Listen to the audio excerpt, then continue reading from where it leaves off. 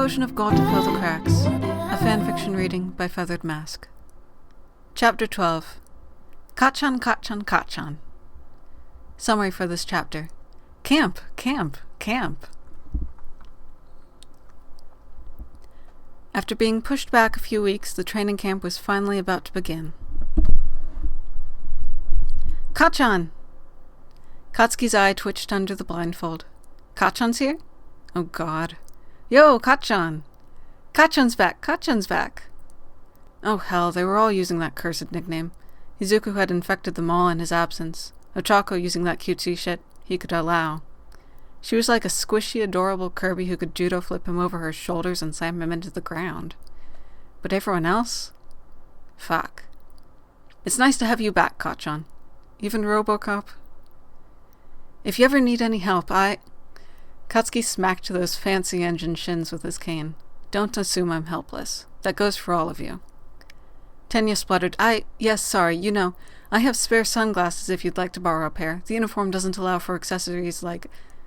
Fuck no, I'm not gonna look like a dork. Tenya gasped, mortified. Katsuki ignored him and looked across the group, all of them probably with their packed bags beside them. In the air, he felt more than a few odd things hanging around, but couldn't really make sense of them. Some of it felt like his dad's acidic quirk. Caustic, like he'd burn himself if he touched it. Maybe that was Pink Acid Girl? He had never really looked into how her quirk worked.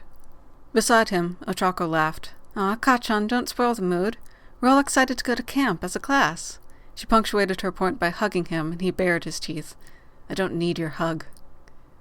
Katsuki nearly flinched when he realized one of those caustic feelings was approaching, but before he could question it, Mina's voice announced, Hug pile on Kachan! And she hugged him. Of course. Then so did everyone else. Katsuki was attacked from all sides, everyone trying to crowd around him to shower him with their strange affection. Let go of me, he complained, but they refused to let go. He started to shake. So many voices and quirks buzzed around him, all focused on him, bodies shifting and pressing against him, keeping him locked into that spot. All right, kids. Aizawa's voice cut through the chaos. Katsuki hardly breathed when the arms and hands clinging to him relaxed.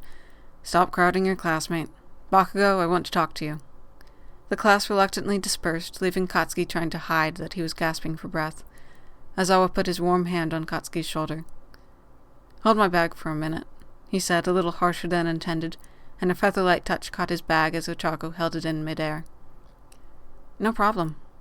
Her voice was subdued, but she didn't sound bothered, at least. Katsuki stepped away from the group, following Aizawa further along the path, his cane sliding along the ground in front of him. He took another shaky breath. Thanks, he mumbled. Bakugo, are you really sure you're ready for the training camp? It's only been 3 weeks, since his rescue, Aizawa didn't add. Katsuki scowled. They kept me in the hospital for so long just to monitor my eyesight, he scoffed. Seriously, I'm getting better. Nothing's going to get in my way of becoming a pro-hero, and I have my cane for getting around if I need it. Aizawa was silent, and Katsuki got the feeling that he was skeptical. Katsuki shrugged. It's a training camp. We're supposed to be training, aren't we?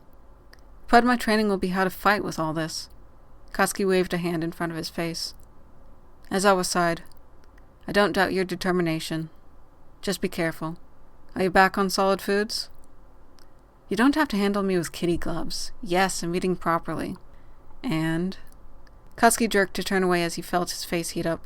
My throat is still terrible. I can't get loud without losing my voice. Your explosions are loud enough for getting someone's attention in an emergency. Take this. Something cylindrical and metal was pressed into his hand. There was weight to it, and Katsuki heard liquid inside, making his insides freeze. You should keep a water bottle on you. I filled it up for you already. Plain water. It was just water. Nothing to get panicked over.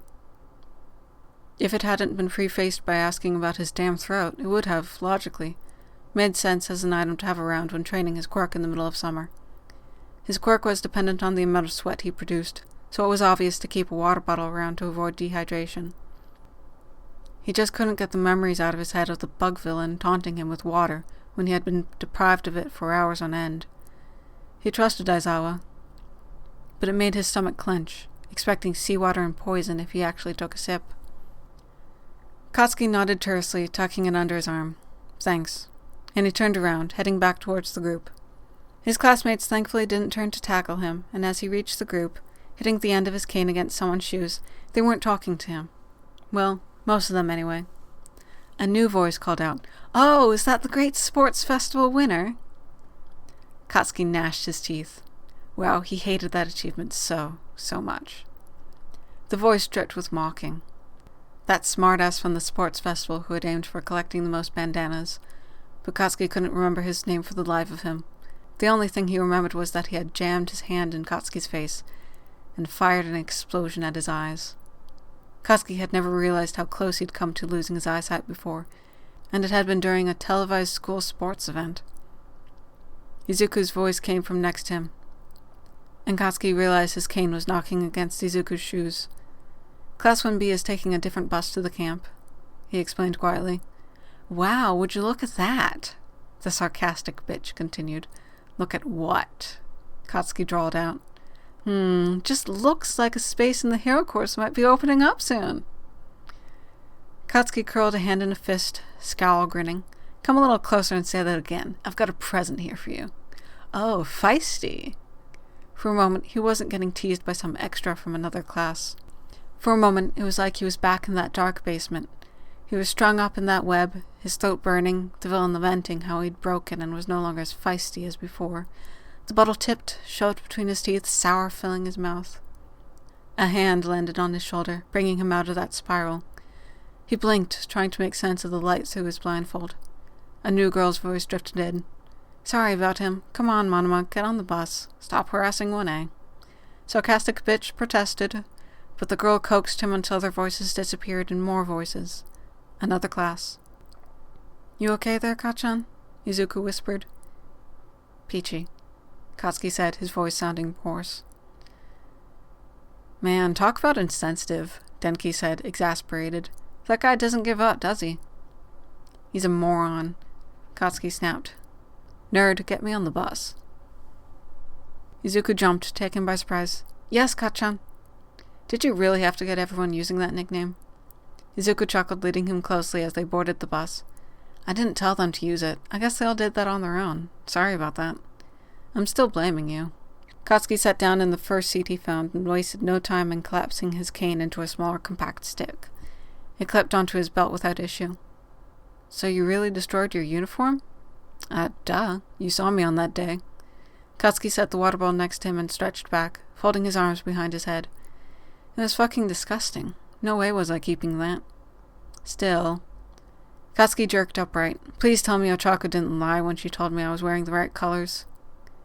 Izuku muffled a chuckle. No, your pants aren't the right fabric, and I don't think you're supposed to wear your hero costume boots with the uniform, but Yayorozu gave you the right shirt. Katsuki relaxed back in the bus seat with a sigh. Good. So, are you two really dating? Sorry, it's just that you used her first name there. Katsuki bristled. What? I have better things to do than date. We're in hero school. Get your priorities straight. Before Izuku could say anything else, he added, I moved. We're neighbors. Oh, so the hug, Uraraka saying those things on the group chat, and you telling Yayorozu to drop off the shirt at her house. Izuku paused. Your neighbors? That's what I just said. Yeah, she's got a fierce streak, and she's a great sparring partner. Katsuki grinned and rolled his head to look at Izuku. We even sparred with the lights off, and she didn't run away like you did. Your neighbors. You serious? If you try to suggest we're dating again, you're getting a broken nose. When did you move? Izuku asked. I mean, I guess I've known where you live since we were young. My mom didn't mention anything about your family moving, and she went over to visit your parents a couple times while you were in the hospital. Katsuki rubbed the back of his head, feeling the rough skin that had once been bloody and aching from scraping against that web. The bastard that got me knew where I lived. I got my parents to rush the process of getting an apartment as soon as I could talk again. We're still trying to sell the house. Izuku froze. Quietly, he asked, You couldn't talk? Katsuki leaned away from him, not liking how he could imagine Izuku staring at him with an expression of pity. Yeah. My throat's still pretty sore. It's healing, he insisted. Don't get all sappy with me. It's my voice, not my ability to fight. Sorry. But what happened to make you lose your voice in the first place, Kachan? Further discussion was cut off by the rest of the students filing onto the bus, chatting away. Katsuki chose not to continue that discussion or answer Izuku's question, but he could feel Izuku's eyes on him for much of the bus ride. End of chapter 12.